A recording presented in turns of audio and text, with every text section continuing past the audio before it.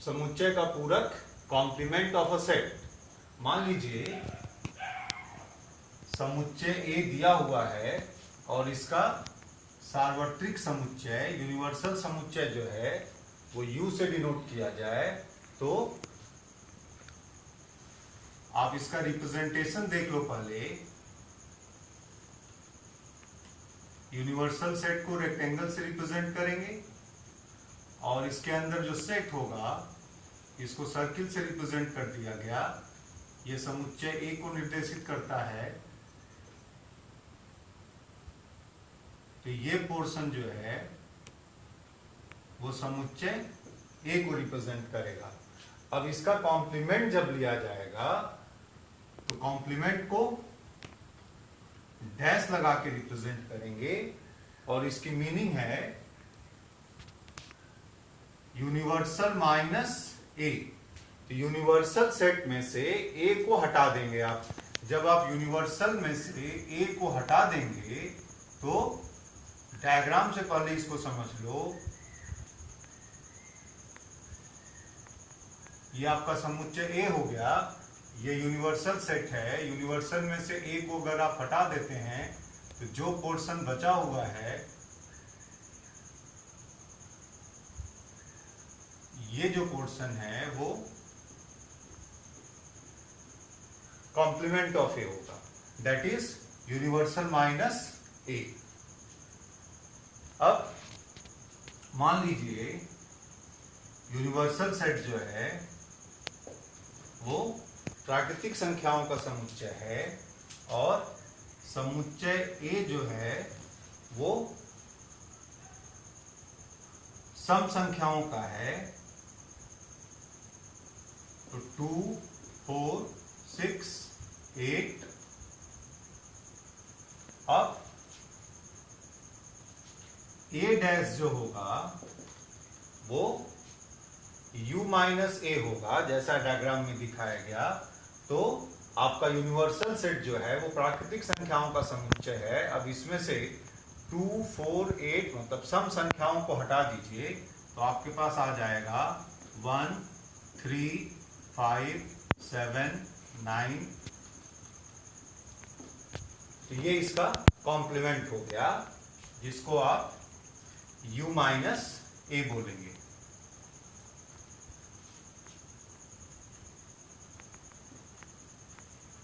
तो कॉम्प्लीमेंट समुच्चय में जो अवयव होंगे वो उसके कॉम्प्लीमेंट में नहीं होंगे। अब अगर समुच्चय और कॉम्प्लीमेंट को आप अगर कंबाइन करेंगे ए यूनियन ए डैश, तो डायग्राम देखो ये ए है और ये ए डैश है। अगर इसको आप कंबाइन करेंगे तो ये यूनिवर्सल सेट के इक्वल आएगा और ए इंटरसेक्शन ए डैश जो होगा, ए और ए डैश में कोई भी अवयव कोई भी पोर्शन जो है वो कॉमन नहीं है, तो ये हमेशा नल सेट होगा।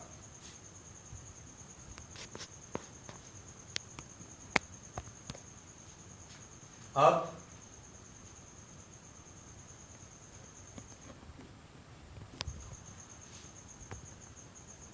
Complement of complement. अब देखिए समुच्चय ए, इसका कॉम्प्लीमेंट लिए ये पोर्शन आया। फिर से अगर इसका कॉम्प्लीमेंट लेंगे, कॉम्प्लीमेंट लेने का मतलब है कि जो अवयव है उसको आप हटाएंगे, जो प्रेजेंट है उसको अब्सेंट करेंगे और जो अब्सेंट है वो प्रेजेंट हो जाएगा। तो फिर से आपके पास समुच्चय आ जाएगा ए। तो कॉम्प्लीमेंट ऑफ कॉम्प्लीमेंट जो होता है वो समुच्चय ए के बराबर होगा। इसके बाद लॉ ऑफ कॉम्प्लीमेंट में complement of A union B, complement of A intersection complement of B और complement of A intersection B जो होगा वो complement of A union complement of B. तो इसको प्रूव भी कर सकते हैं और डायग्राम से भी दिखा सकते हैं। तो पहले इसको लॉ ऑफ कॉम्प्लीमेंट को आप वेन डायग्राम से ऑब्जर्व करो, फिर उसका प्रूफिंग भी बता दिया जाएगा। अब एक पोर्शन इसमें से ले लीजिए, complement of A union B, ये आ गया complement of A intersection complement of B. अब आपके पास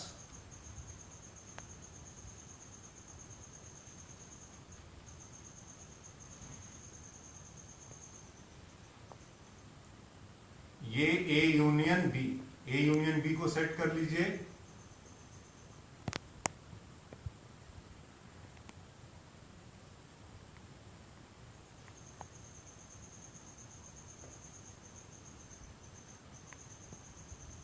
ये पूरा पोर्शन जो है वो ए यूनियन बी हो गया। अब इसका कॉम्प्लीमेंट लेंगे तो जैसा बताया गया आपको कि जो प्रेजेंट है वो अब्सेंट होगा और जो अब्सेंट है वो प्रेजेंट होगा। तो प्रेजेंट है इसमें A union B, shaded portion जो है वो ए यूनियन बी को दिखाया गया। तो अब ए यूनियन बी को हटा दिया जाएगा। अब ए यूनियन बी को आप हटा देंगे तो अब इसके बाद क्या बचा हुआ है, तो ए यूनियन बी के बाहर जो है जो पोर्शन है उसको आप सेट करेंगे।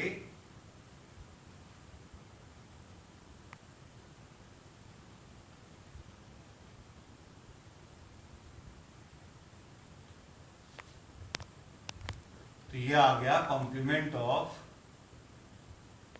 ए यूनियन बी। अब दूसरा राइट साइड है इसका complement of A, complement of ए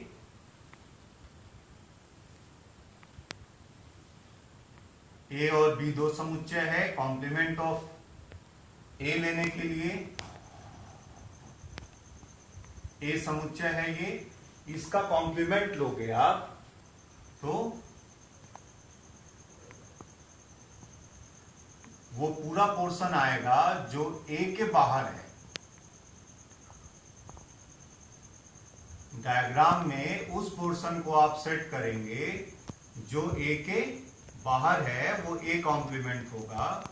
तो ये आ गया ए कॉम्प्लीमेंट, और बी कॉम्प्लीमेंट जो होगा वो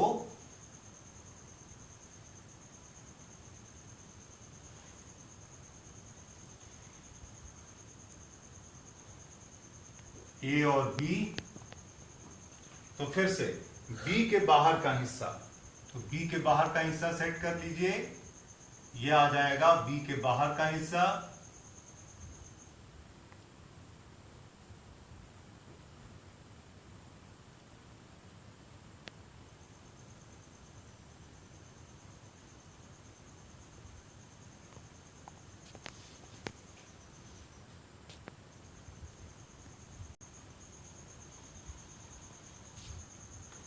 अब ये आ गया कॉम्प्लीमेंट ऑफ ए और ये हो गया कॉम्प्लीमेंट ऑफ बी। अब इसकी हेल्प से इन दोनों को मिला के हम लोग लेंगे ए डैश इंटरसेक्शन बी डैश। तो ए डैश इंटरसेक्शन बी डैश निकालने के लिए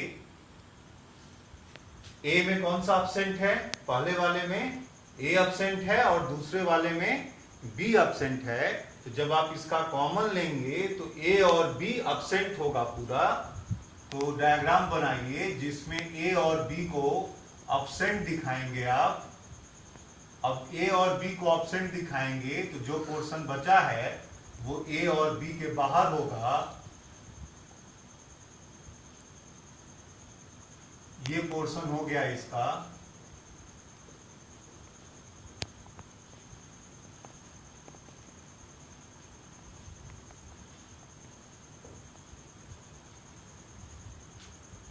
first complement A union B, complement of A union B is complement of A intersection complement of B। तो अब दोनों डायग्राम को देखो, दोनों डायग्राम में मेजरमेंट में डिफरेंस हो सकता है, लेकिन जो पोर्शन है, जो छायांकित भाग है, वो छायांकित भाग जो है वो ए और बी अब्सेंट है, पहले वाले में भी और दूसरे वाले में भी ए और बी जो है वो छायांकित नहीं है, मतलब ए और बी अब्सेंट है, तो ये दोनों इक्वल हो गए। तो ये आ जाएगा from 1 and 2 complement of A union B is equal to complement of A intersection complement of B. इसी तरह से इसका दूसरा हिस्सा भी आप प्रूव कर सकते हैं, complement of A intersection B. इसका मतलब जब आप कॉम्प्लीमेंट को, ब्रैकेट हटेगा, ब्रैकेट के अंदर कॉम्प्लीमेंट जाएगा, तो सेट्स पे कॉम्प्लीमेंट लगेगा और ऑपरेशंस जो हैं वो रिवर्स हो जाएंगे। यूनियन का इंटरसेक्शन और इंटरसेक्शन का यूनियन हो जाएगा। यहाँ पे इंटरसेक्शन है तो ये हो जाएगा यूनियन। तो इसी तरह से इस पोर्शन को भी आप रिप्रेजेंट कर सकते हैं, जैसे फर्स्ट पोर्शन का डायग्राम दिखाया गया उसी तरह से सेकेंड पोर्शन के भी डायग्राम को छायांकित करके आप ये देख सकते हैं कि दोनों हिस्सा जो होगा, दोनों पोर्शन जो जनरेट होगा लेफ्ट और राइट साइड का, वो शेडेड पोर्शन दोनों में इक्वल आएगा। जैसे पहले वाले में इक्वल आया उसी तरह दूसरे वाले में भी शेडेड पोर्शन जो होगा वो इक्वल आएगा। अब पहले वाले में shaded portion A intersection B. अब यहाँ पे छोटा सा डायग्राम इसका देखो, अगर दो समुच्चय दिए गए हैं तो बाएं पक्ष का अगर हम लोग बनाएंगे तो A intersection B, A intersection B में ये पोर्शन आएगा। अब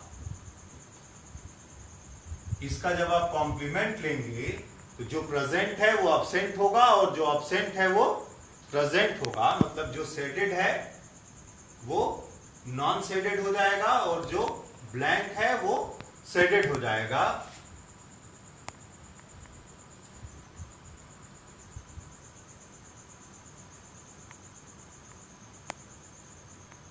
तो ए इंटरसेक्शन बी है इसमें, तो ए इंटरसेक्शन बी को छोड़ दीजिए तो ये पोर्शन, वो पूरा पोर्शन आ जाएगा जो ए और बी इंटरसेक्शन के बाहर है।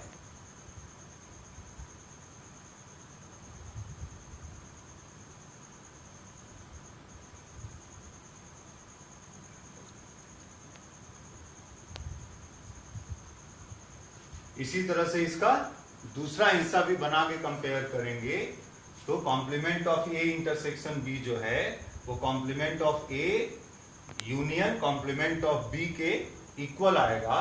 तो वेन डायग्राम से इसको ऑब्जर्व किया गया। इसी तरह से इसका